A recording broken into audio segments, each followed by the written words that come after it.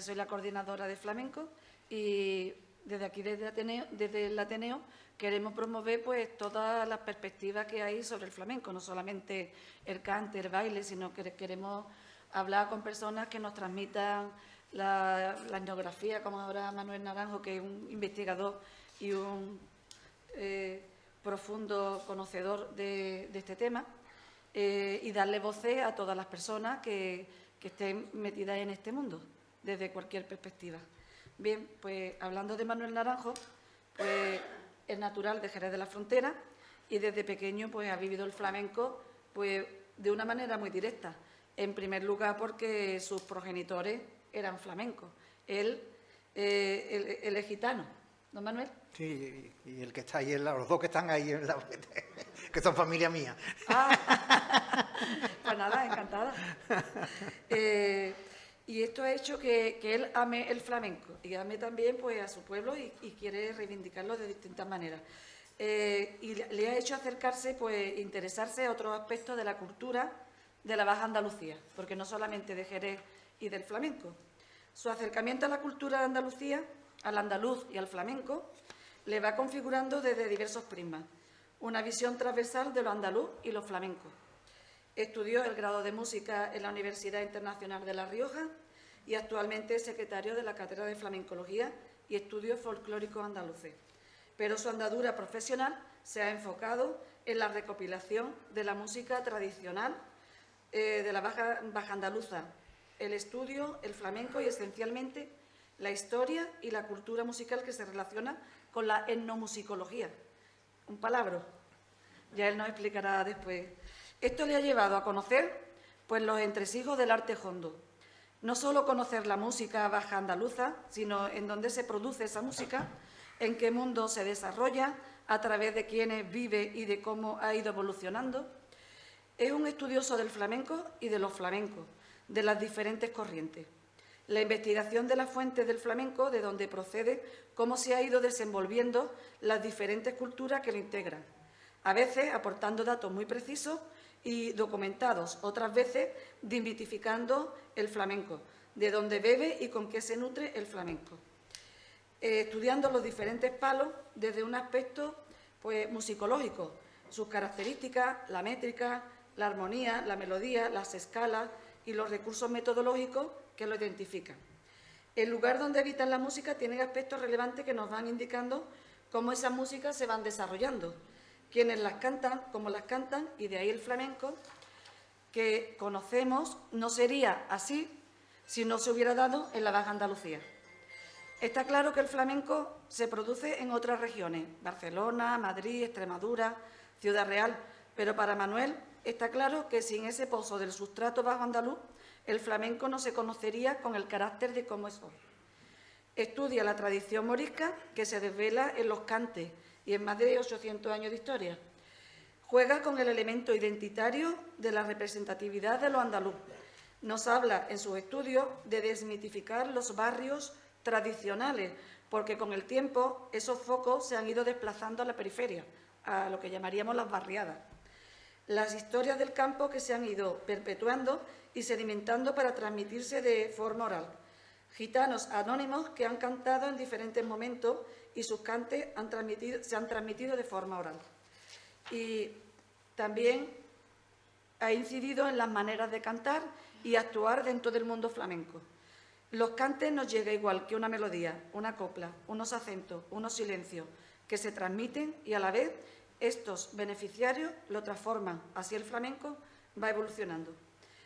Manuel es autor de numerosos artículos, comentarios, tesis, a su vez conferenciante de los aspectos más teóricos, históricos e investigativos de lo que atañe al flamenco, al andaluz y a sus vínculos con otros pueblos y otras culturas.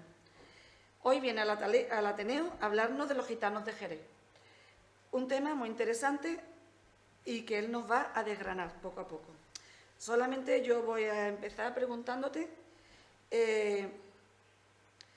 dos preguntas. La primera es que, ¿verdaderamente Jerez es la tierra prometida de los gitanos? ¿Estás totalmente de acuerdo en que en Jerez no hay diferencia con los gitanos, no hay diferencia social? Hombre, sí. para que tú después puedas ir Sí, desgranando. vale, vale. Y la segunda, ¿el flamenco es solo genuino de los gitanos? Lanzo esas dos preguntas. Vale, yo no creo que sea Jerez la tierra prometida de los gitanos, porque en realidad la gitanidad se manifiesta de muchas maneras y los andaluces, los gitanos andaluces, nos expresamos de una manera y sentimos de una manera que no sienten, por ejemplo, por los manús o los sinti o los gitanos de Yugoslavia. Es decir, hay elementos comunes que nos unen, pero después tenemos nuestras particularidades y eso hace que seamos en cierto modo diferentes. O sea, que no hay una sola manera del sentir gitano. Entonces, yo creo que cada uno tiene allá donde tenga su patria, ¿no? Y evidentemente en esa patria a lo mejor no hay flamenco, ¿vale? El flamenco es una manifestación musical, individual, artística, popular, pero que se da esencialmente en la zona más meridional de España y especialmente en Andalucía y focalizando pues en la zona suroeste, ¿no? Que el flamenco es mucho más amplio. Yo distingo entre el cante flamenco y el cante gitano, porque el cante gitano es de una manera y después el cante flamenco es de otra. Quiere decir, los dos son compatibles, entran dentro de un universo, pero yo le otorgo parte de ese protagonismo a los gitanos porque es verdad que tienen una manera de cantar y una manera de expresar el cante muy, muy genuina que les hace tener su propia manera de entender el cante. Dicho lo cual, ¿cuáles son los cantes que los gitanos más con más vínculo tienen? Pues claro, pues la seguirilla, la soleá, la bulería, los tientos, la toná, el martinete. Exacto. Evidentemente, una cartagenera pues le cuesta un poco de trabajo, no forma parte de ese grupo de cantes gitanos, pero que también los gitanos lo hacen, quiero decir, que le meten mano, como se decía antiguamente. Sí. Y después hay un amplio catálogo de cantes flamencos que evidentemente, bueno, pues esos cantes flamencos que no son gitanos también forman parte de ese universo que vamos a llamar flamenco en lo andaluz. ¿Y cuál era la otra pregunta? La pregunta, la primera era que si, bueno, es que me ha respondido así. Las dos, ¿no? Que si en Jerez no hay diferencia con los gitanos, que están totalmente asimilados. Cuesta trabajito, cuesta trabajo. En Jerez cuesta trabajo muchas veces, primero ya ni por las facciones, como decía mi madre, porque hay gente que te encuentras que tienen unas facciones muy blancas y son muy gitanos, y otros que son muy morenos y no son gitanos. Sí es verdad que el componente gitano se ha integrado tanto, que raro es muchas veces que no te encuentres una persona que mi abuelo era gitano o mi tatarabuelo era gitano. En Jerez los barrios han estado muy integrados en cierto modo, los gitanos de Jerez también han tenido unas labores en las que han participado al progreso de esta ciudad, de esta comarca, y dentro de ese progreso, evidentemente, pues eso ha hecho que se hayan tenido una relación afectiva con el mundo no gitano, ¿no? Entonces, de una manera u otra, esas mezclas pues se van notando. Entonces, en Jerez a veces es difícil distinguir de quién no es, de qué es. Pero bueno, eso también es muy bonito, a mí me gusta mucho. Entonces podemos concluir que hay una verdadera integración.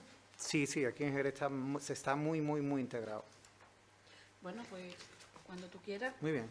Muchas gracias. Bueno.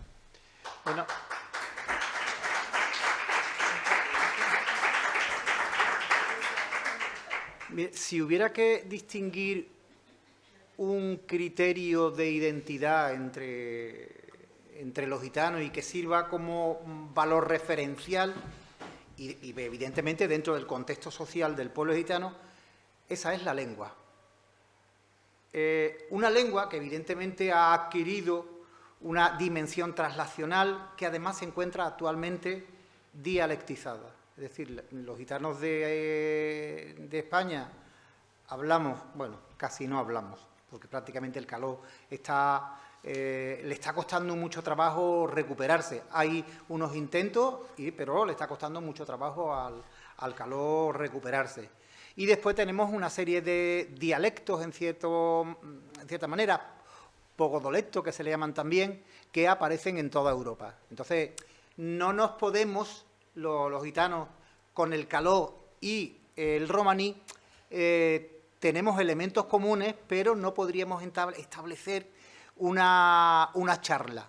Sí es verdad que hay palabras con una raíz común, hay palabras que son comunes, pero realmente tendríamos que hablar como lengua franca el romaní.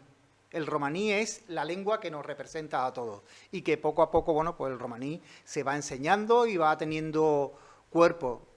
Aquí en España, pues cada vez vamos, ya hay más diccionarios, ya se están haciendo estudios del romaní y el caló, se está enseñando. Evidentemente, al mundo, a los gitanos, nos queda todavía un gran trecho a la hora de reclamar ese espacio que nunca se nos ha sido asignado, porque siempre a los gitanos se le ha tenido,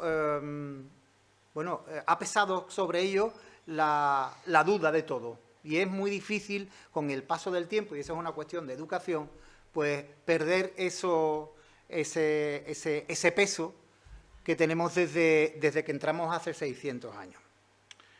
Decía que en cuanto a la dimensión local, cabe decir que no es precisamente la lengua lo que define ese criterio de identidad. O sea, desde el punto de vista local, la lengua a los gitanos no nos hace que sea una gran referencia. Dice el sociólogo Nicolás Jiménez, un activista gitano que ha escrito mucho sobre esto, dice que cuando dos personas romaníes coinciden sin que se conozcan con anterioridad, lo primero que hacen es cruzarse unas cuantas palabras en calor. Nos cruzamos palabras, pero no podemos llegar a establecer una conversación. Tras ese primer reconocimiento mutuo, en su condición de gitana, procederán a las pertinentes averiguaciones sobre las respectivas familias. Los gitanos, cuando queremos reconocernos entre uno y otro, preguntamos, ¿tú de dónde eres? ¿Vale? Y en esa segunda fase de afirmación, que es, ya digo, que es a nivel local, es donde nos reconocemos a través de lugares comunes. Esos lugares comunes son donde vivimos, en el barrio que habitamos, por nuestro apellido, ¿vale? Esto nos permite situarnos en un marco georreferencial, es decir, si sabemos a qué familia pertenece o qué apellido tiene, si eres Fernández y eres de la provincia de Sevilla, más o menos vas a saber situarlo en un marco referencial. Si además dices que eres de Lebrija, ya sabes más o menos a qué familia pertenece. Y si dices que es de Jerez, pues ya sabes automáticamente que pertenece a la familia de Borrico, de Fernando Terremoto, en fin.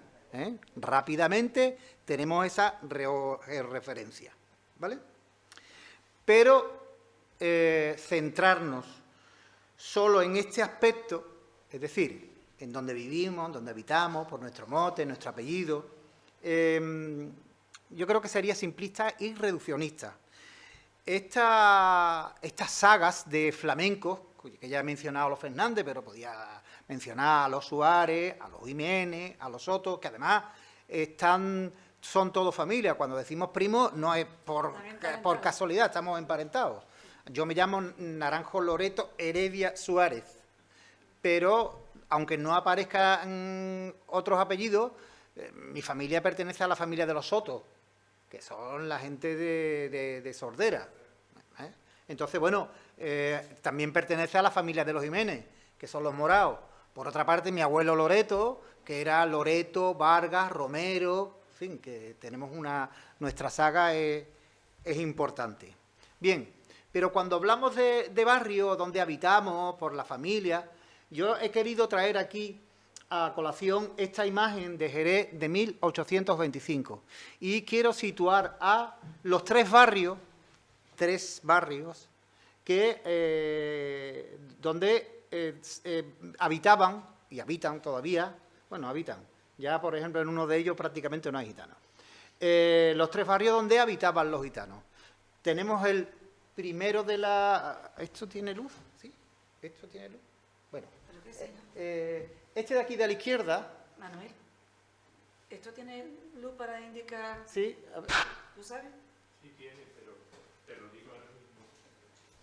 Este de la izquierda hace referencia a Santiago, ¿vale? Si nos damos cuenta... ¿dónde se le da aquí al el rojo? Ah, vale. ¿Vale? Esto es Santiago. Gracias. Gracias. Si miramos bien el mapa, esto se llama... Esto es la Puerta de Santiago, también llamada Puerta del Olivillo, y es el acceso que había, porque Jerez, como vemos ahí, esta es la muralla, y tenía varias puertas por entonces. Y también había unas pequeñas puertas, por ejemplo, la de Cuatro Juanes, la de los Negros, ¿vale? Entonces estas puertas, por ejemplo, aquí en este caso, que es la Puerta de Santiago, aquí es donde habitaban, aquí tenemos la calle Muro, la calle La Merced, la calle Nueva, la calle Armas de Santiago, pero si nos damos cuenta, ellos vivían prácticamente a las afueras de Jerez. O sea, ellos vivían en la periferia, ¿vale? Vivían extramuro, pero es que además vivían fuera. O sea, sus casas daban al campo. Eso nos indica mucho. Ahora nos vamos a centrar en la Albarizuela, la calle de los Gitanos, calle Gómez Carrillo con calle Clavel. Si nos damos cuenta, aquí está Plazoleta Quemada y aquí está el campo. Es decir, los gitanos vivían en el extrarradio, fuera de la ciudad. Eso tiene una razón, tiene un peso específico. Y si nos vamos a San Miguel, aquí tenemos lo que le llaman el ejido. El ejido, que eran unas tierras comunales, donde lo mismo se montaba allí, por ejemplo, una feria de ganado. Si no una feria de ganado, por lo menos allí, antes de embarcar los animales, por ejemplo, en el tren, o por ejemplo había que soltar un montón de animales, pues se soltaban, que esto que le llamamos el ejido, es la zona de Las Angustias, calle un poquito más para arriba, más Madre de Dios, ¿no? Bueno, pues, ¿dónde vivían los gitanos de San Miguel? Estaban cerca del ejido, o sea, también estaban a las afueras de Jerez prácticamente. Pero además, esto nos está indicando que en estos 3 puntos los gitanos tenían un marco georreferencial laboral. Es decir, los gitanos de aquí, de San Miguel, tenían un vínculo con la estación, ¿vale? Con lo cual, muchos eran gitanos herreros. Aquí tenemos a los gitanos que trabajaban la carne, que eran los que estaban vinculados al matadero de Carlos III, en la calle Matadero. Y aquí tenemos a los gitanos de Santiago, que en su trabajo, o sea, ellos, gran parte de los gitanos de Santiago, se han dedicado al campo, eran mano de obra campesina. Con lo cual, encontramos que también hay 3 marcos laborales distintos, pero siempre a las afueras de Jerez. Es decir, que los gitanos, desde que entran hace 600 años, no están dentro de la ciudad. A los gitanos vamos a tenerlo un poquito fuera, por las razones que ya sabemos todos, y que evidentemente es una forma de controlarlo. Lo curioso de todo es que aquí... El arco de Santiago, pongo de referencia el bar porque cuando vamos paseando por Santiago, mucha gente no sabe el significado de esto. Y el significado está en la Puerta de Santiago que tenía la muralla, ¿vale? Y los gitanos todavía siguen diciendo, voy al arco. Si tú no eres gitano o no eres de ese marco georreferencial, pues evidentemente no sabe qué quiere decir lo del arco. Y el arco es el arco del Olivillo o arco de Santiago. Bueno, pues hay un detalle curiosísimo. Con esto incido en que a los gitanos, en cierto modo, se les condicionaba a habitar fuera de las ciudades. Y hemos estado habitando fuera de las ciudades hasta prácticamente el siglo XIX. Prácticamente hasta que no entramos y empiezan a anotar nuestros nombres en los archivos parroquiales y en los juzgados, a nosotros se nos ha querido estar un poquito alejadito. En el momento en que ya se adquiere esa naturaleza, pues evidentemente ya los gitanos van adquiriendo mejores hábitats. Y aquí tenemos un detalle, porque cuando esta calle, que es la calle Muro, hoy es una calle normal y corriente, pero por ahí pasaba un arroyo. Y ese arroyo es el que llega hasta la Porvera. La Porvera no se pone por casualidad de agua hasta la rodilla la gente porque sí, sino porque evidentemente hay un cambio de cota y evidentemente nace un arroyo en la parte superior. Pues los gitanos tenían que cruzar una pequeña alcantarilla que había prácticamente en esa calle que va desde la calle Muro hasta la calle Ancha. Entonces, esa pequeña alcantarilla que llamamos es un pequeño puente. Eso quería decir que a esos gitanos lo mandaban detrás del arroyo. ¿Para qué? Para evitar que no entraran en contacto con la ciudad, ¿vale? De hecho, las puertas, fijaros cómo acceden, lo lejos que quedan los de San Miguel y los de San Pedro, es porque ya ahí se instalan un poco más tarde, ¿vale? Bien. Bueno, pues ya hemos visto que el Arco de Santiago todavía permanece y decía que... vamos a ver si pierdo... Bueno, decía que para centrarnos solo en este aspecto sería simplista y reduccionista, es decir, dónde vivimos, en el barrio que habitamos, por nuestro apellido. Estas sagas, estas familias gitanas que han habitado y que siguen habitando Jerez, se cimentaron no solo desde el punto de vista cultural y artístico, que es al que acudimos habitualmente. O sea, cuando hablamos de gitanos, siempre hablamos desde un punto de vista artístico. Y creo que deberíamos de redimensionar un poco nuestra idea y hablar de los otros gitanos. O sea, no solo de los artistas, porque hay gitanos que no bailamos, que no cantamos y que tenemos otras afinidades, ¿no? Y eso hace que, en cierto modo, creo que la construcción de esa idea siempre nos haya ido lastrando y nos haya ido opacando. Es decir, no se nos ven a los gitanos que no bailamos, ni tocamos las palmas, ni nada de nada, pese a que formamos parte de familias que son muy artísticas, ¿no? Bueno, pues es oportuno y necesario ahondar en la dimensión social, aun cuando sabemos que el arte es reflejo de la sociedad. Estas esferas de la realidad social son fundamentalmente asimétricas y creo oportuno apoyarme en la dimensión ontológica como elemento constituyente del sentir gitano. La dimensión cultural o representacional de las sagas de las familias gitanas y flamencas de Jerez se ha manifestado siempre desde una mirada estética y estática, constriñéndose al campo y al objeto de estudio a los procesos artísticos, pero conocemos poco cómo pensaban, cuáles eran sus cuitas, cómo llegaban a final de mes y, sobre todo, qué papel asumían las mujeres gitanas en estos casos. Ser de un barrio u otro, pertenecer a una familia u otra, otorga una serie de contenidos relacionados con la identidad, proyectando sobre sus individuos rasgos culturales y sociales propios, así como cierta cohesión social. Es decir, ese sentido de pertenencia en el que dice, pues mira, vivo en Jerez, soy de la calle Canterería, nací en la Plazuela, mi abuelo era charamusco. O sea, buscamos muchas veces ubicarnos en un contexto bien social o geográfico. En la construcción histórico, cultural y social de las familias gitanas, de los gitanos, por ejemplo, a la hora de hablar de ellas, se distinguen siempre entre el barrio de San Miguel y Santiago, ¿vale? Y sin embargo, se obvia la Albarizuela, que yo ya habéis visto que la he ubicado, que es San Pedro, que a mí me parece que es un núcleo poblacional importante y que además hay que reconocer que es que en la Albarizuela es que nacieron muchos artistas, es que no somos conscientes muchas veces de todos los artistas que han nacido ahí.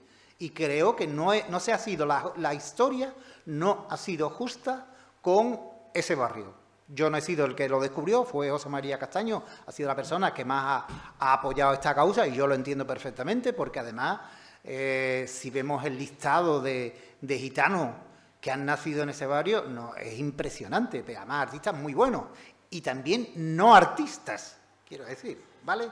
Bueno, pues...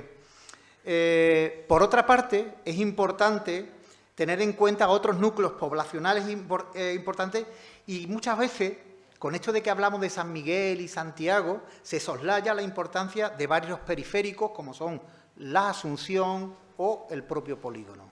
Es decir, construimos la historia dentro de una dinámica social que hace que tengamos una perspectiva demasiado corta. O sea, la construcción de la idea, la construcción sobre los gitanos en Jerez actualmente no se debe hacer solo desde la perspectiva de los barrios, porque además es una idea demasiado romántica, sino que habría que centrarse también en otros barrios, es decir, lo que es la Asunción, lo que es la Vi, lo que es el polígono y después la periferia, en fin, que eso también hace que sea muy importante. El barrio es un concepto geográfico e identitario, está clarísimo, pero también es excluyente. Es decir, yo soy de Santiago y me excluyo en cierto modo por ser de Santiago, o soy de San Miguel y me excluyo por ser de San Miguel. ¿Dónde quedan, por ejemplo, los gitanos que viven en la Asunción? Que hay mezcla de los dos barrios. ¿Dónde están los gitanos que vivían en la Albarizuela? Que algunos pertenecían a San Miguel, otros pertenecían a Santiago, e incluso encontramos gitanos que no eran de Jerez. Por ejemplo, los Lara venían del puerto de Santa María. ¿Por qué? Porque el oficio de jifero, cortador, matarife, que era el propio del matadero, pues llamaba también la atención a otros gitanos que venían de otras poblaciones.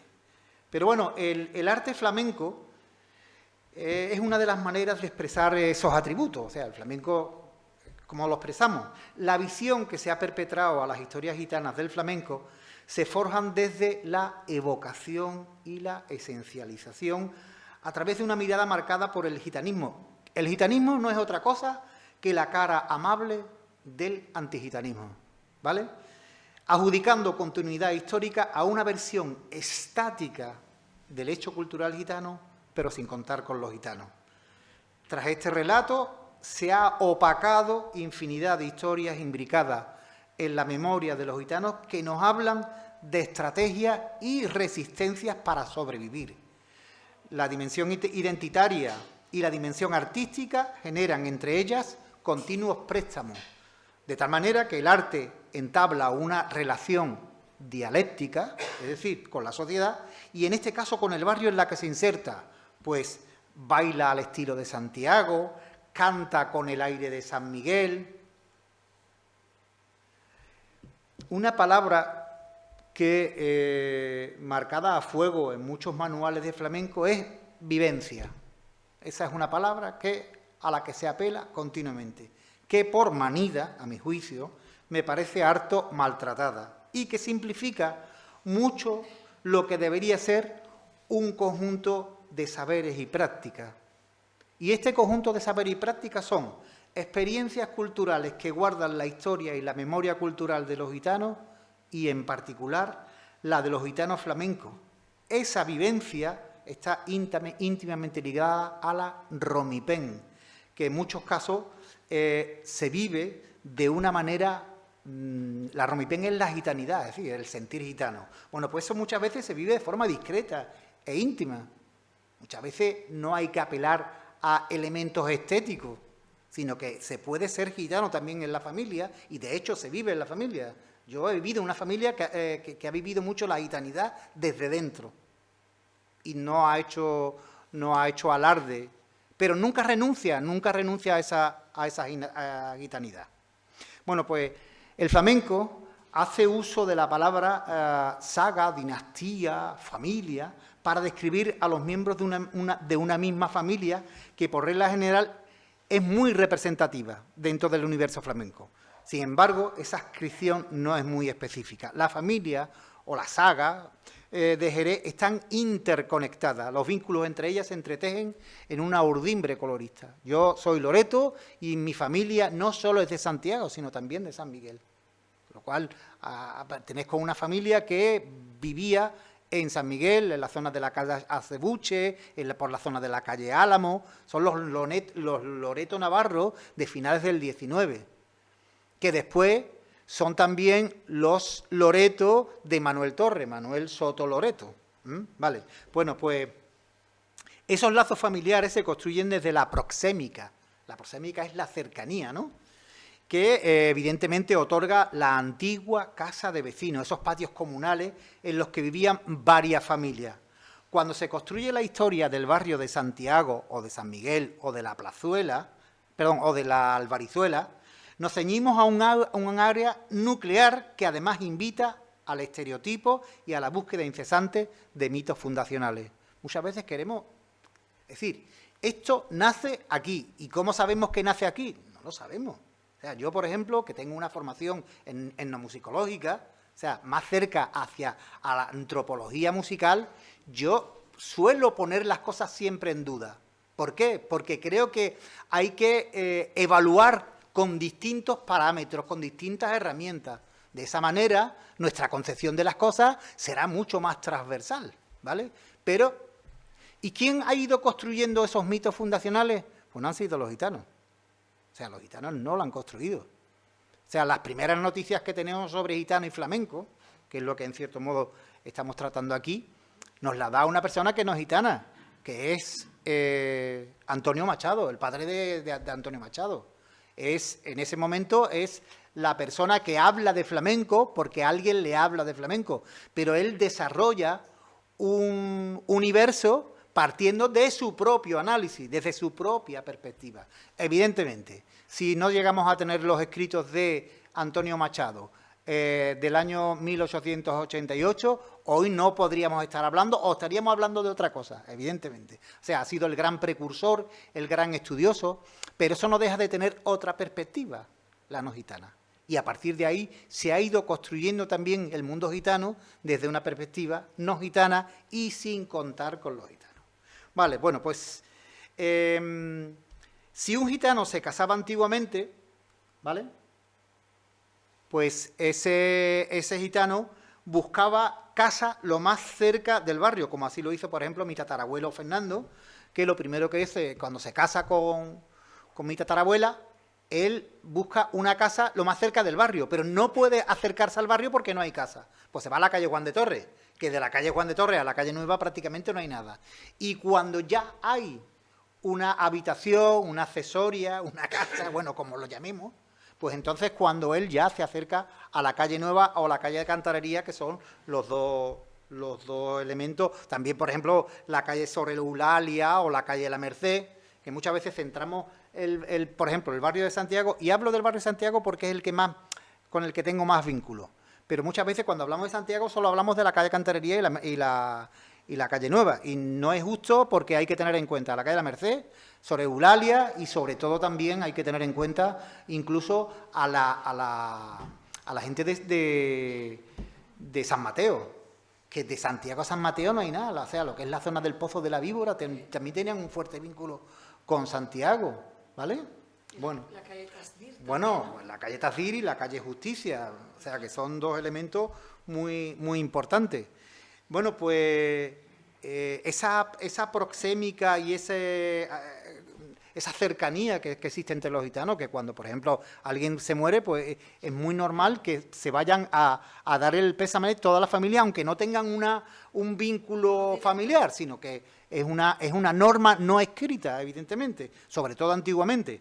Y eso también de la misma manera que se hace cuando alguien fallece, pues también se hacen con las bodas. Por ejemplo, cuando hay una boda, pues ahí va todo Dios. Entonces las bodas por eso duran tanto y por eso son tan importantes dentro de la sociabilidad gitana, porque aglutina a muchos gitanos que en algunos casos pues son vecinos o son medio familia o incluso son de otras poblaciones. Pero claro, ahí vivir dentro por ejemplo, de la calle Nueva no era un signo de mejor posición social. Ya hemos visto dónde estaban los barrios, en qué ubicación nos hemos encontrado. O sea, cuando se produce la despoblación de la calle Nueva, que es a finales de los 50, se produce porque hay una alta densidad poblacional y una precariedad habitacional. Y eso hace que, evidentemente, las primeras barriadas que se hacen en Jerez, que son la de la Vil, la de la Asunción, pues vayan allá, por ejemplo, de la calle Cantarería, fue muchísima gente. Y hoy quedan testigos de esos gitanos de de los años 50, como son los terremotos, la gente de Paco Laberinto, mi familia, los Carrascos, los Pauleras, los Cantarotes, toda esa familia. Estoy hablando de familias que no necesariamente fueran flamencas, es decir, que interpretaran flamenco, porque muchos eran trabajadores del campo, algunos trabajaban en la bodega, en la plaza, eran pescaderos, en fin, que había distintos oficios. Pero bueno, en esas calles, en esas casas se vivía cierto hacinamiento. A mí me hace muchísima gracia porque, claro, me hace gracia, digo en sentido irónico, ¿no? Como muchas veces se utiliza el romanticismo, se romantizan los espacios habitacionales de los gitanos. Los gitanos vivían ante una circunstancia bastante mala. ¿Por qué? Porque en una casa de vecinos, en una habitación, vivía una familia con 4 o 5 miembros. Entonces, bueno, eso no deja de ser... Y entonces muchas veces se romantiza. Yo apelo siempre a que los gitanos tengan espacios dignos de socialización. Ahora ya los tenemos, pero costó su tiempo, ¿no? Dice que una atenta mirada a la situación geográfica de estos espacios poblacionales en Jerez siempre, como he dicho, ya lo sitúan fuera. Otro aspecto a tener en cuenta es que muchos representantes de estas familias ejercieron otras actividades, es decir, que aparte de cantar y bailar o tocar la guitarra, esos gitanos también ejercían otros oficios. Tío Borrico, Sordera, el Cesna, se dedicaban a las labores del campo, que era la principal actividad de los gitanos de Santiago, aunque no la única, evidentemente. Mientras que en San Miguel, por ejemplo, ejercían los agujetas de herrero, ¿vale? Los Méndez, por ejemplo, que son la gente de la Paquera, ejercían de pescaderos, ¿vale?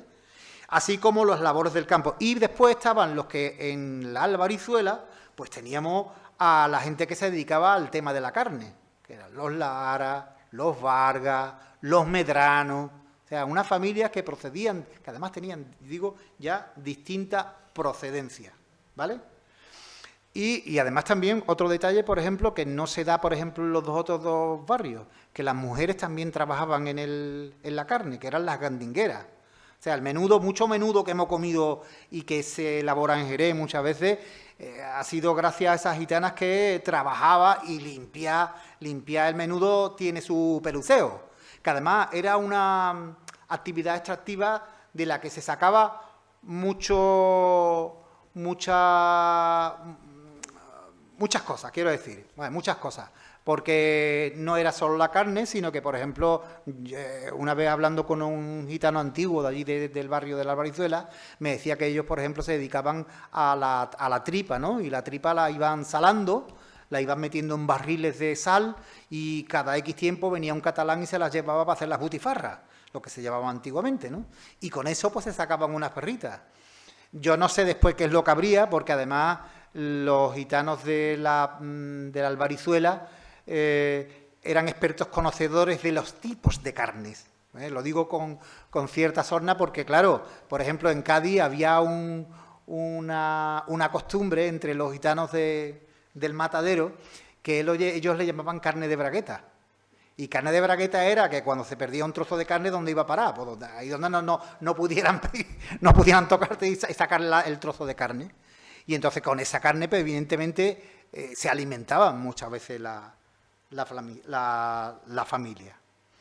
¿Quiere decir esto que esta era la única adscripción laboral de los gitanos de Jerez? Es decir, sabemos que eran pescaderos, que eran matarifes, o se dedicaban a la carne o que se dedicaban al campo. Bueno, pues para nada. Había otros oficios dentro del mundo gitano. Por ejemplo, una parte de la familia Soto, los vinculados a tío José de Paula, trabajaban el granito para adoquinar las calles, pues eran unos hábiles empedradores. O sea, la familia de los Soto, tío José de Paula, sus hermanos, eran requeridos para la construcción del pavimento que antiguamente se hacía con adoquines. Por ejemplo, el cantaor Juan Romero Pantoja, el guapo, era arrumbado y trabajaba en la bodega Garbey.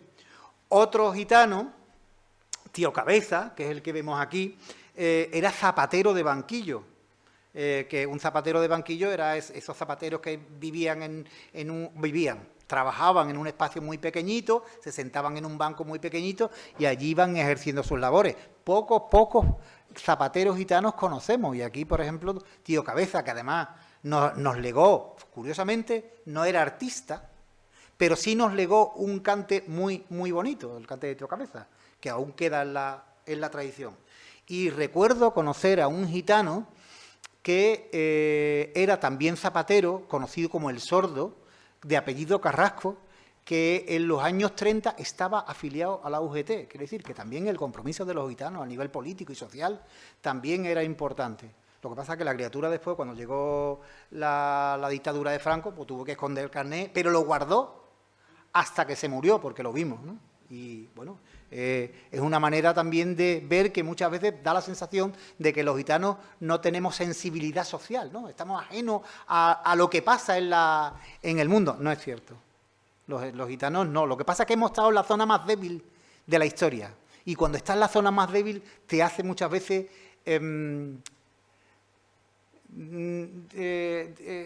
te hace muchas veces desconfiar de todo. Y eso le pasa también a los judíos. Y mirar más la subsistencia, ¿no? Claro, evidentemente, hay que tener en cuenta, por ejemplo, que muchos de los gitanos por ejemplo, de Santiago, trabajaban en un latifundio, además, trabajaban en precario. O sea, iban a trabajar el campo por un mes, volvían, pero volvían con lo justo, porque ya se habían gastado allí mismo. Ahora lo explicaré qué es lo que hacía. Bueno, decía que los gitanos fueron ocupando los espacios en los distintos sectores laborales de la ciudad. Por ejemplo, de la familia Suárez Jiménez hay varios bomberos. Fueron ya el padre de José Vargas el Mono y Angelito Vargas fue conductor de tranvía, ¿vale? Incluso algunos adquieren la confianza de los terratenientes, donde se hacen cargo de esas grandes cortijadas, porque mi madre, por ejemplo, cuando iba al campo, pues decía, sí, voy a aquella cortijada, voy a esa gañenía, porque el aperaó del cortijo es primo de mi madre, y entonces nos va a mirar bien. Nos va a mirar bien significa que iba a caer un poquito de aceite o iba a haber un poquito más de garbanzo, o si se ponían malos, pues siempre podían contar con el apoyo de alguien, ¿no? Bueno, por otra parte, otro elemento también, otra labor que han tenido los gitanos, que no es de hace 2 días, sino que es mucho más antigua, es la hostelería, que fue un lugar común entre algunos gitanos de Jerez, como por ejemplo Juan Morao, que tuvo un bar en la zona de Icovesa, pero eso nos retrotraemos hasta hace 2 días. Pero nos podemos acordar, por ejemplo, de Parrilla. Bueno, también el padre de Juan Morao también tuvo un bar, que no era suyo, lo regentaba, pero no era suyo.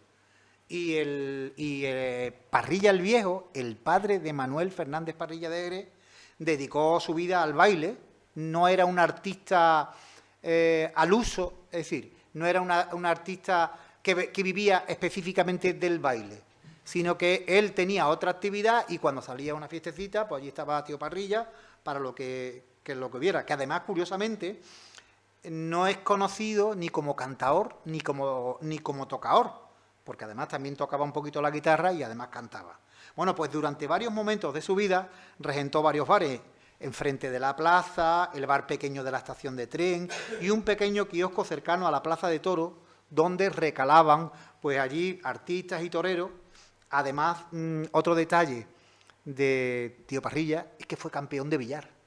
Que yo cuando me enteré me llamó muchísimo la atención. O sea, fue campeón de billar de Andalucía porque era un experto en jugar al billar.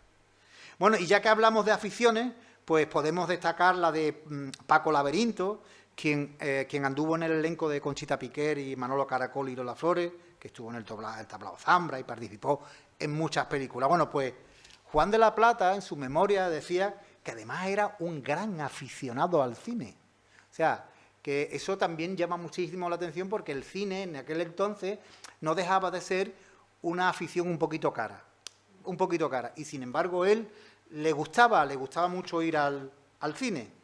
Por ejemplo, el bailaor Curro Terremoto, que tras una intensa vida en los escenarios americanos, que él se fue allí a Argentina, pero prácticamente echó toda su vida en Argentina. Bueno, pues terminó sus días en Argentina siendo representante de tela, un oficio que los gitanos españoles empezaron a asumir en los años 40, cuando la trata del ganado vino a menos. Entonces, sobre todo los gitanos de Cataluña son los que empezaron a tratar el tema de las telas, ¿no? Bueno, y también en esta historia es importante hablar de la lucha de las mujeres gitanas en el mundo flamenco. ¿Por qué? Porque fue un acto de resistencia y de supervivencia. Por ejemplo, en el caso de Isabelita de Jerez, que llevó el nombre de Jerez y el cante más gitano por toda España, en un momento en el que la ópera flamenca era dueña y señora de los escenarios flamencos de entonces. Por ejemplo, también está tía Juana la del Pipa, que se incorporó tardíamente al mundo del arte tras enviudar, al igual que tía Nica la Priñaca, que tuvo que soportar las decisiones de su marido, ya que no lo dejaba cantar en las bodas ni en los bautizos. Y entonces, bueno, ella cuando enviudó, pues tuvo que llevar su familia adelante. ¿Y qué es lo que hacía? Pues mediante la venta ambulante ella se hizo con un borriquito, y ese borriquito lo llenaba de verdura. Y entonces ella iba por Jerez vendiendo esa verdura. Claro, esto antiguamente había una costumbre que se daba a dita, a fiao. Entonces ella adquiría eso, cuando vendía, después lo pagaba. Entonces, y poquito a poco fue dándole de comer a su prole, que era una prole, por cierto, bastante grande. Y bueno, ella mercaba sus hortalizas y frutas, decíamos, por la calle, y así pudo llevar a su casa ese emolumento diario, pero de noche se iba a trabajar a la fiesta. Es decir, que era una mujer que trabajaba en la calle llevando 7 hijos y además por las noches se iba a un momento del mundo flamenco que no dejaba ser un poco hostil, ¿no? Porque el flamenco tenía que cantar hasta altas horas de la madrugada, a desarrollar estrategias para sobrevivir de tal manera que no se pueda... Hay que tener en cuenta, por ejemplo, que el señorito de turno, que era el que pagaba la fiesta ese día, no quería pagar la fiesta, o decía, vente mañana, y tenía que ir un día y otro día y otro día hasta que el señorito le daba por pagar aquel día. O te prometía y una cosa y después te pagaba otra, ¿vale? Y entonces, bueno, aquello era realmente duro y yo creo que las mujeres tuvieron que desarrollar, lo que digo, una estrategia para sobrevivir, porque fue un acto de valentía, especialmente para esas mujeres gitanas, sin distinción de edades, como por ejemplo también el caso de la paquera, que la paquera la levantaban de chiquitita para ir a la fiesta. O sea, ella estaba en su casa. Lo digo porque lo he recogido de primera mano de gente que decían, sí, yo trabajaba en un casino y entonces cuando llegaba un señorito, venga, vamos a hacer una fiestecita, no sé qué, cuando, venga, llama a fulano, llama a mengano, vale, llama a la paquera, y a lo mejor la paquera ya como niña ya estaba acostadita. Pero claro, había que llevar a su casa un poquito de dinero, porque por mucho que quisiera el padre vender pescado, en aquel tiempo también a una familia, a una prole grande, había que aportar algo. Y la paquera fue una mujer que se hizo a sí misma. De hecho, es la representante de toda una saga. Es decir, cuando hablamos de los Méndez tenemos que hablar de la paquera, porque es la que articula, en cierto modo, toda esa historia, ¿no? La paquera, por decir algo de ella, fue la que ha llevado a su familia adelante. O sea, ella no entendió, fijaros, no entendió su vida sin su familia. Y llevaba a sus hermanos de palmero, le compró, cuando era todavía joven, en los años 50, cuando se edificaron la Asunción, la paquera le pidió a Álvaro Domé, le pidió una casa para su familia, porque vivían en unas condiciones pues, un poquito precarias. Y efectivamente, don Álvaro Domés Díez, el padre de Álvaro Domés Romero, recientemente fallecido, le concedió esa casa, y de hecho todavía había familia de los Méndez en la Asunción. Y eso es gracias a una mujer valiente, que tuvo agallas y de enfrentarse sobre todo en un mundo hostil y donde se ejercía una primacía masculina. De hecho, si nos vamos a la historia, nos damos cuenta de que mujeres guitarristas no hay. ¿Y sabéis por qué no hay mujeres guitarristas? Porque los que llevaban los contratos y los que gestionaban los dineros eran los guitarristas. Y era una concesión que no se le podía hacer a las mujeres guitarristas. Y por eso las mujeres guitarristas están totalmente eclipsadas. Han existido. Lo que pasa que a lo largo de la historia del flamenco pues se ha intentado reescribir una historia que no era la adecuada. Bien, pero también nos podemos acordar de otra gitana que a mí me llama muchísimo la atención, que es tía María Pantoja, que volvió de su larga estancia de Sevilla con 2 hijos y se dedicó a dar clases de baile y colaboró con los grupos de la sección femenina y a gran parte de la burguesía jerezana, que eso lo sabe Angelita Gómez, y que evidentemente María Pantoja tuvo 2 grandes alumnas. Tuvo una gran alumna, que es Angelita Gómez. La otra vivió de la renta, que es Lola Flores, ¿sí o no? Hombre, muchas veces que decimos... No Angelita Gómez, que la tenemos aquí con nosotros. Claro. Hablamos, decimos... Que no he tenido yo la vergüenza de presentarla antes. La alumna de María Pantoja y la que ha recogido el legado de María Pantoja se llama Angelita Gómez. Bueno, y Angelita Gómez es la creadora de una nueva saga de bailadores. Bueno, ya... De mucho renombre. No se puede hablar del flamenco de Jerez, del baile, sin tener como referencia a Angelita Gómez. Hay que descubrirse ante ella. Maestra.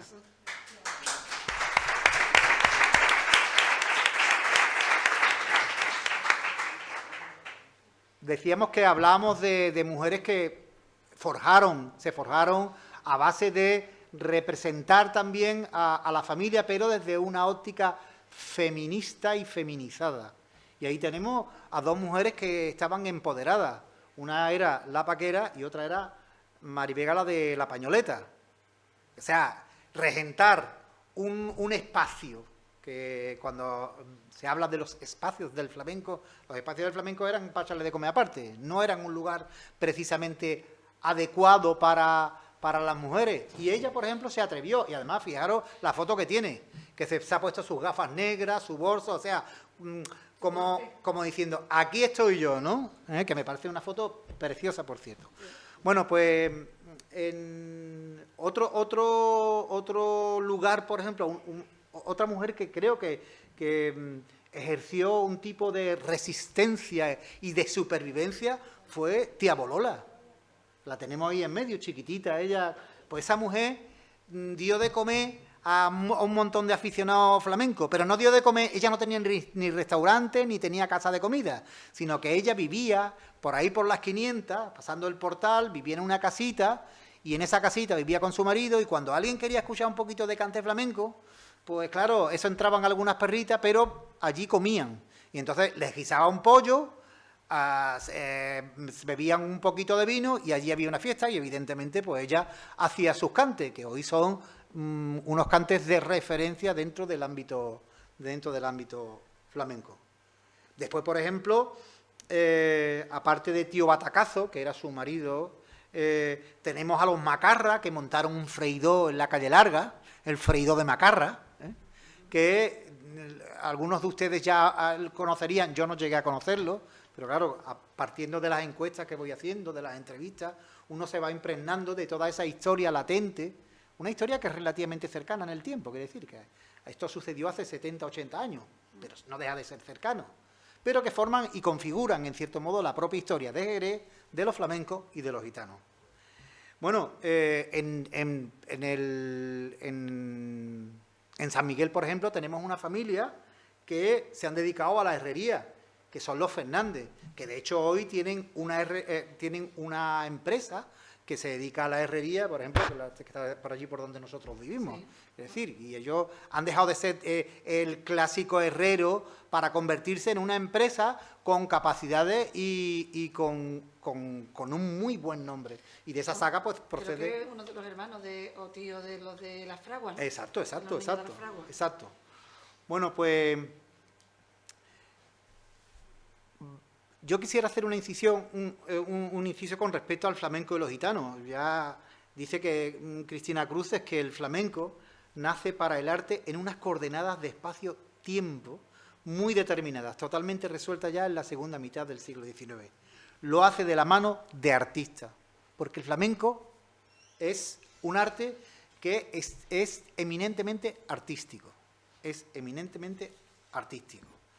Y dentro de ese elemento artístico que configura al flamenco, hay una serie de espacios muy importantes, muy importantes. Esos espacios son, evidentemente, los cafés cantantes, los bares, las tabernas, donde se ha ido configurando el flamenco. Y pongo aquí un recorte de periódico, que este recorte de periódico es de finales del 19, que nos habla de un teatro que había en la calle Guilú. Pues ese teatro en la calle Guilú habla de unos flamencos, y la crítica que le hacen al espectáculo es, como decía mi madre, para ponerlo como los trapos. Tabanco de cualquier cosa, le dice la danza obscena y las payasadas ridículas. Fíjate tú, en este caso lo concibe como payasada, cuando a lo mejor lo que estaba haciendo es un baile gracioso, un jaleo, una bulería, unas chuflas, que es lo que se llevaban en aquel entonces, ¿vale? Bueno, pues los gitanos y muchas veces, y los flamencos en general, tuvieron a Sevilla, a Madrid, como tierra de promisión. Primero se fueron a Sevilla y después se fueron a Madrid. Hasta la misma Angelita se tuvo que ir a Madrid. Cuando vio lo que había, se vino para acá, para Jerez, evidentemente. Y cruzó el charco. Bueno, ya para ahí se llevó ya tiempo. Bueno, pues uno de los grandes problemas cuando un flamenco o un gitano se marcha a otra ciudad, evidentemente eso provoca, aunque estas dos poblaciones son son tierras de promisión, es decir, buscan un futuro mejor, ellos tienen una actitud nómada, es decir, nos vamos a Sevilla, pero después podemos recalar en Madrid, o después, por ejemplo, podemos estar en una compañía y dando bandazos. El otro día hablaba con un flamenco y le decía yo, Enrique, yo es que nunca te he visto por aquí, veréis. Yo me he llevado toda la vida de Dios en la compañía de Eva la Hierbabuena, con lo cual eso es nomadismo puro, o sea, aunque sea un nomadismo laboral, es nomadismo. ¿Y eso qué es lo que hace muchas veces a los flamencos y a los gitanos? Que los desarraiga y los desterritorializa. Es decir, llega un momento en que muchos ya se sienten extraños en esas ciudades. Terremoto estuvo allí y se vino pronto. Los sorderas estuvieron muchos años, pero al final todos los sorderas se han vuelto. ¿Me explico? Y bueno, fueron muchas las flamencas que se fueron en busca de mejores condiciones, como es, por ejemplo, está la familia Loreto. Ahí está Magdalena, Seda, Loreto. Las cuatro son Loreto. Y las cuatro recalaron en Sevilla. ¿Por qué? Porque eran muchos y que había que buscarse el pan de alguna manera. Pero fijaros que todas son mujeres, ¿no? Después tenemos a la gente del Sordera, ¿no? La gente de Paco la Luz. También tenemos a Manuel Torres, ¿vale? A Juanito Mojama, al Gloria, ¿vale? Ellos se fueron a otras ciudades. ¿Por qué? Porque había que buscar el sustento. Y aquí tenemos, por ejemplo, dos gitanas, y aquí a la derecha tenemos a la gitana que mejor ha proyectado la imagen de Jerez por el mundo. Y Jerez, por ejemplo, no se ha acordado de ella para nada, que es Juana la Macarrona. La Macarrona en 1888 ya estaba en las exposiciones de París. Y ya estaba codeándose con los grandes de la danza europea. Fue a muchos países, estuvo en Bélgica, estuvo en Dinamarca, estuvo en Francia, estuvo hasta en Rusia, llevando el arte flamenco por ahí, pero también llevando el nombre de Jerez por delante. Y a la izquierda tenemos a Magdalena Seda Loreto, que es la niña que hemos visto antes, la fotito pequeñita, y atrás está la paquera. La que vemos ahí, la de detrás es la paquera. Ellas se tuvieron que ir de Jerez. Entonces, ¿la guitarrista es la Macarrona? No es guitarrista. Lo que pasa es que esa... que se ha hecho una foto. Claro, esa foto era muy típico hacerse una foto con la guitarra, ¿vale? Que por cierto es una foto muy, muy bonita.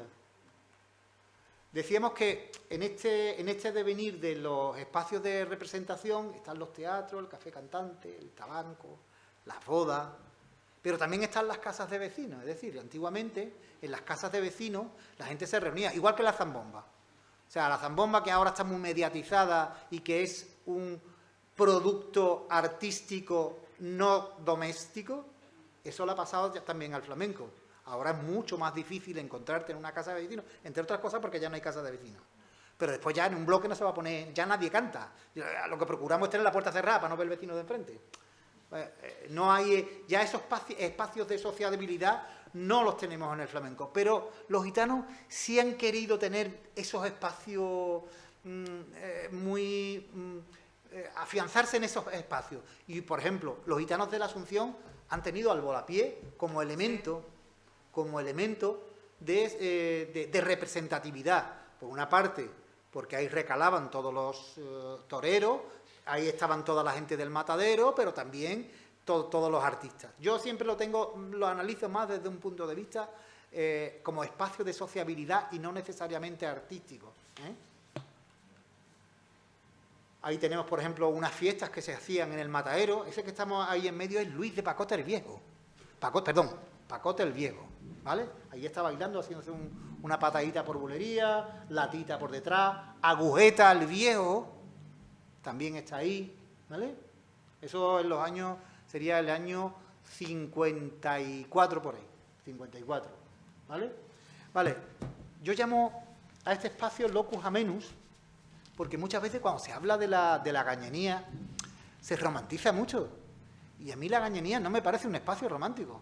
O sea, la gañanía se vivía en unas condiciones precarias. O sea, se vivían en unos ergones de paja, en un fogarín que estaba en el centro, con unas telas, y eran pastos de piojos y de falta de muchas veces de higiene, porque vivían en condiciones malas. Entonces, a mí me molesta mucho cuando se romantiza la gañanía.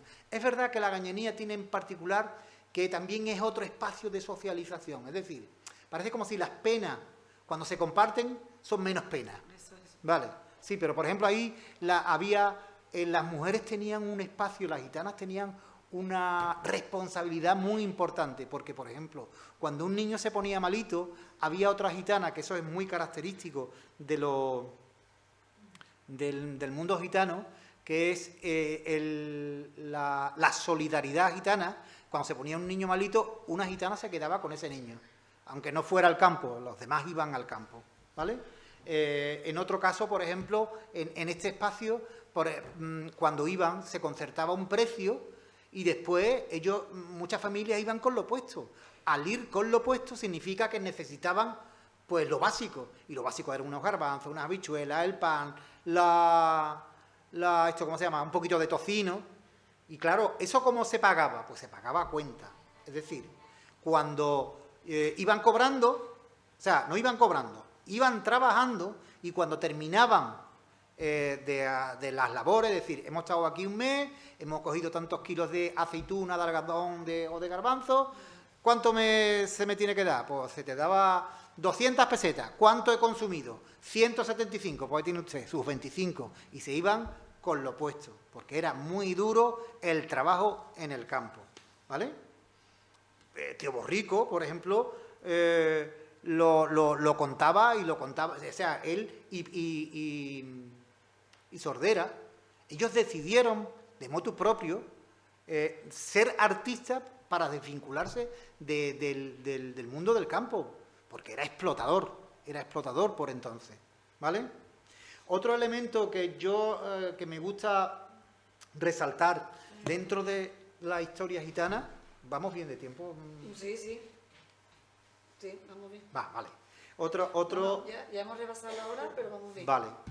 Otro aspecto que a mí me llama muchísimo la atención, porque claro, cuando hablamos de artistas, siempre hablamos de cante, de baile, de toque, pero me gusta incidir también en el ángel, en la gracia, el ángel, que llamamos los andaluces, de los gitanos.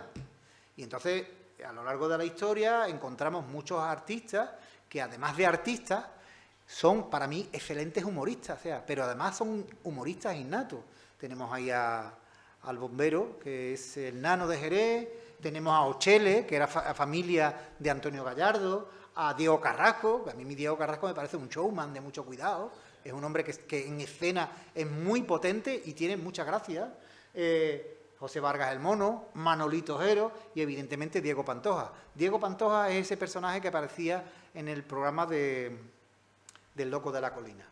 Era muy curioso ver a Diego cantando, bailando y sobre todo contando cosas, que yo yo suelo entrevistarme con gitanos viejos y muchas veces me río mucho porque es que tienen un humor muy particular, muy particular. Y bueno, no obstante, tengo que decir que a los gitanos siempre se les han representado de manera satírica a lo largo de la historia. Por ejemplo, en los pliegos de cordel se les representaban también como truanes, como robagallinas, ¿eh? O sea, el estereotipo ha ido perdurando en todo ese tipo de literatura, ¿no? Y después hay un personaje que yo le tengo mucho aprecio, que es un personaje muy conocido de aquel tiempo, que es Roque, el gran Roque. Bueno, pues el señor que tiene el puro, que está vestido de hermano Marx, es Roque. Yo no lo he descubierto. Esta foto, yo la veía en el Volapié y yo decía, pero un torero con un puro, un bigote, es que no le pega. Se alejaba un poco del concepto del torero, porque los toreros por regla general no llevan barba, no llevan bigote, no llevan gafas. Entonces, aquello era una imagen que a mí me desconcertaba, hasta que descubrí un día, Roque es familia mía, pero yo no veía a Roque ahí. Hasta que un día la hija me dice, te mando una foto de mi padre. Y digo, ¿este es tu padre? ¿Qué me está diciendo? Y entonces Roque era un gitano muy inquieto. Tenía un baile muy gracioso, muy particular. Además, Roque participó en las dos encuestas más importantes que se hicieron en Jerez a nivel etnomusicológico, la de Arcadio de la Rea y la del americano Lomax, la primera, la del 42 y la del 75. Después estuvo en el circo, que por cierto el circo le gusta mucho a los gitanos, sobre todo los gitanos del norte de Europa, de ahí, pero a los gitanos también de aquí les gusta mucho el circo. Y él participó, estuvo un tiempo viviendo y trabajando en el circo.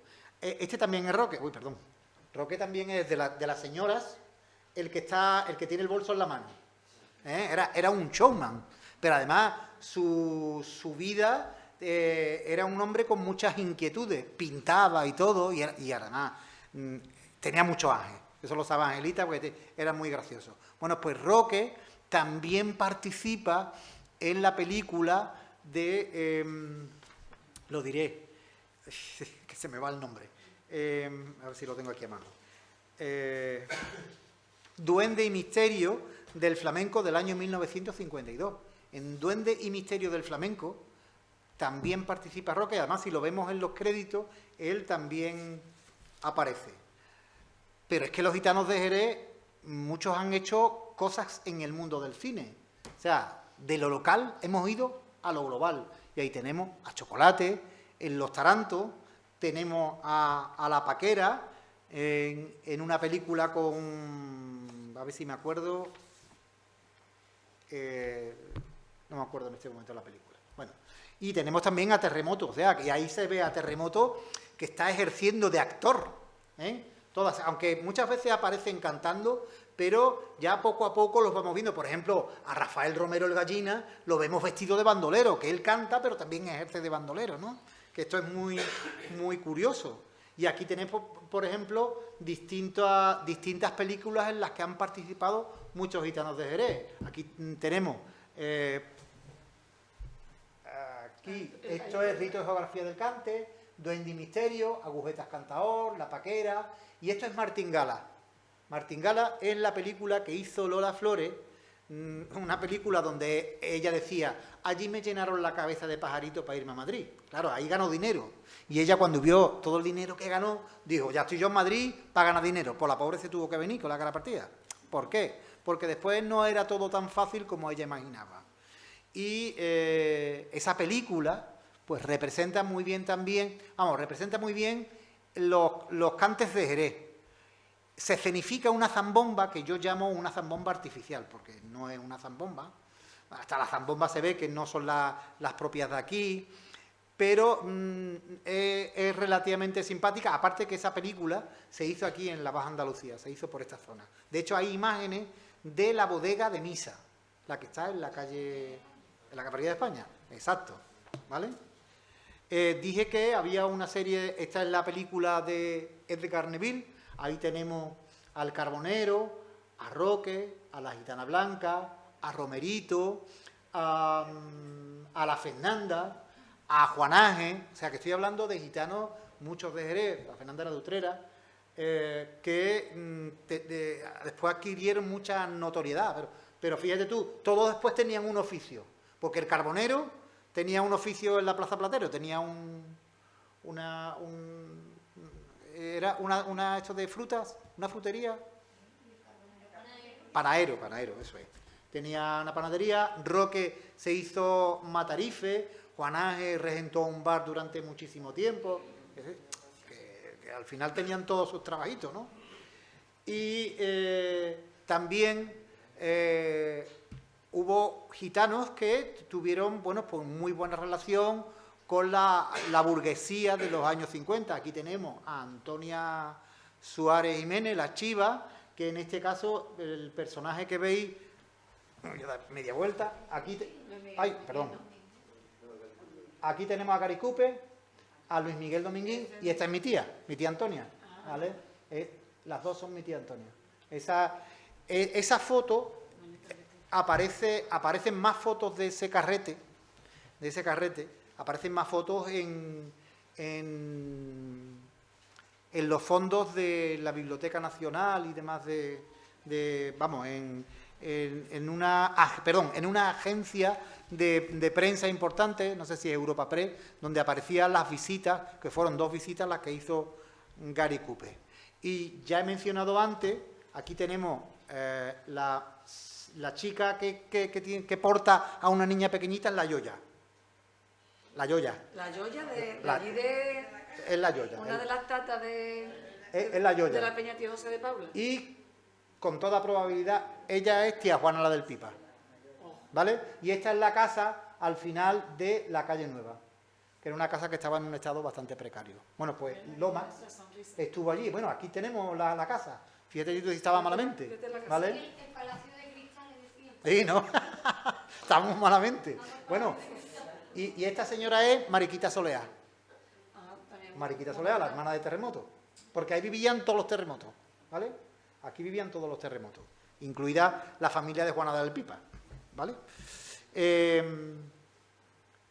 Y después, dentro en esa promoción de los gitanos y de los flamencos, hay dos discos que son imprescindibles a la hora de concebir el flamenco de Jerez. Uno es el Canta Jerez y otro el Nueva Frontera del Cante de Jerez. Los dos son discos muy distintos. Tan distintos como, por ejemplo, si analizamos las palmas son distintas. Ya se nota en el disco Nueva Frontera del Cante de Jerez que está habiendo una evolución en la forma de llevar el ritmo.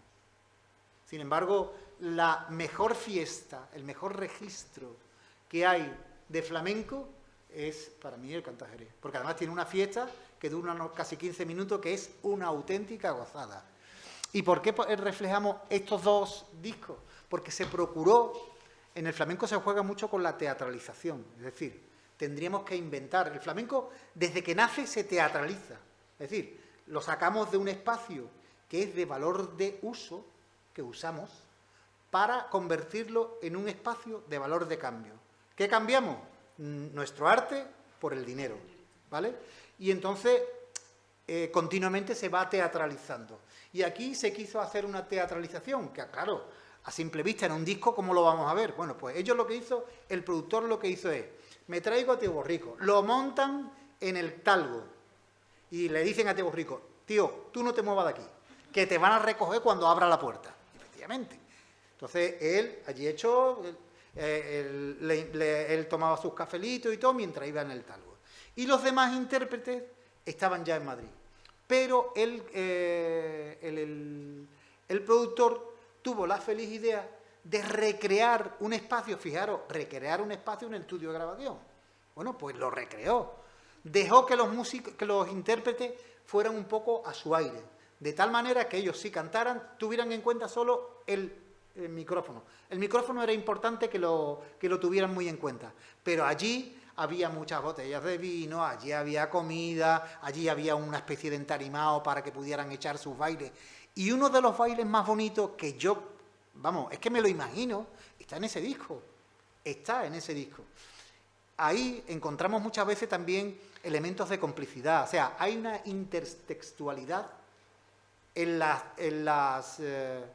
los diálogos. Si nos ponemos a escuchar detenidamente los diálogos del Cante a Jerez, nos daremos cuenta cómo hay esas complicidades entre los propios intérpretes, cómo se ríen unos de otros, es decir, que han creado un momento único como si fuera en un tabanco. Es una cosa rarísima porque no se ha vuelto a crear. Y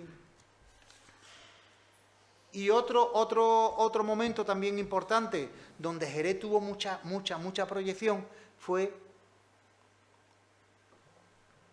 y donde también se teatraliza mucho, fijaros que ahí Agujeta está en torno a una mesa, están en su casa, es decir, los guionistas de Rito y Geografía del Cante querían buscar un poco el concepto de autenticidad, que el concepto de autenticidad no existe, o sea, no hay nada auténtico, no hay nada puro, todo es híbrido, nos vamos hibridando. Hoy el flamenco no es lo de hace 50 años, Aelita, ¿verdad? Ni se baila como hace 50 años. Y eso es producto de que evidentemente todo se va transformando y esa transformación forma parte de la propia dinámica de la sociedad. Pero aquí había que crear un ambiente acorde a lo que se pensaba, es decir, vamos a romantizar los espacios. ¿Y cómo lo romantizamos? Venga, pues vamos a hacerlo en casa de Agujeta, pero en torno a una mesa. No es el único, después encontramos que hay un montón de imágenes de estas características. Lo hemos vivido mucho en los años 80, ¿no? 90, ver eso. Bueno, esto lo vamos pasando. Y ya un poco así para terminar, Jerez ha sabido, lo preguntabas tú antes, ha sabido reconocer a los gitanos. Tanto que, por ejemplo, ahora mismito tenemos pues distintas esculturas que representan a grandes intérpretes del mundo del arte flamenco, que además en su mayoría son gitanos, salvo don Antonio Chacón, porque Manuel Torres es gitano, tío José de Paula, Terremoto, Rubici. Yo tengo el recorrido completo. Y son casi todos gitanos. Desde allí, sí. Y se ha querido rendir tributo. Y tanto, por ejemplo, que aquí tenemos un cartel de los años 70 donde se hace una especie de competición, y lo digo entrecomillado y en tono amable, entre el barrio de San Miguel y la Plazuela. De hecho, aparece Terremoto y La Paquera. Después, por ejemplo, en la Plaza de Toros se hizo un grandioso festival flamenco pro monumento a Manuel Torres. Y evidentemente tenemos ahí tanto La Paquera como la Chati, que también la tenemos allí abajo en Madre de Dios. Y decíamos que dentro de ese reconocimiento a los gitanos en Jerez, pues la sociedad jerezana ha querido rendir tributo, y ahí tenemos a José Merced, que fue hijo predilecto de Chipiona, pero es que también lo fue Morao. Y con esto se acabó. Bueno.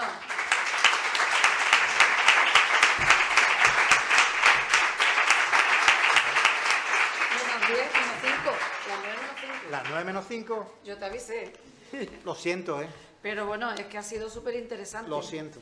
Yo creo que ha sido súper completísimo y, bueno, una maravilla de investigación, de trabajo. Queda muy poquito tiempo para preguntas. Ustedes dirán. Si alguien tiene alguna pregunta muy interesante.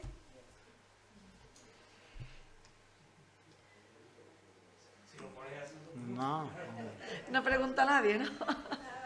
Darle las gracias a nuestra Hombre, por supuesto, darle las gracias. Bueno, hoy desde luego le hemos hecho un homenaje al Día del Flamenco, que fue el 16 de noviembre, y, cómo no, a los 600 años de los gitanos en Jerez. la verdad es que, bueno, yo no tengo palabras para lo que hoy hemos escuchado. Yo creo que en poquitos sitios se puede escuchar, ¿eh? De verdad, porque ha hecho un recorrido desde... Bueno, yo tenía algunas preguntas, pero todas me las he ido contestando. Así es que Pues nada. le doy las gracias a Manuel. Sí. ¿Y el chico?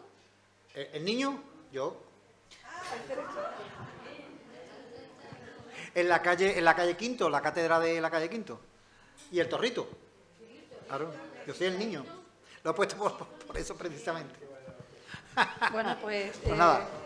solamente agradecerle, bueno, en principio a Manuel, que es el que nos ha gratificado con esta hermosa conferencia, y a todo el público que ha asistido.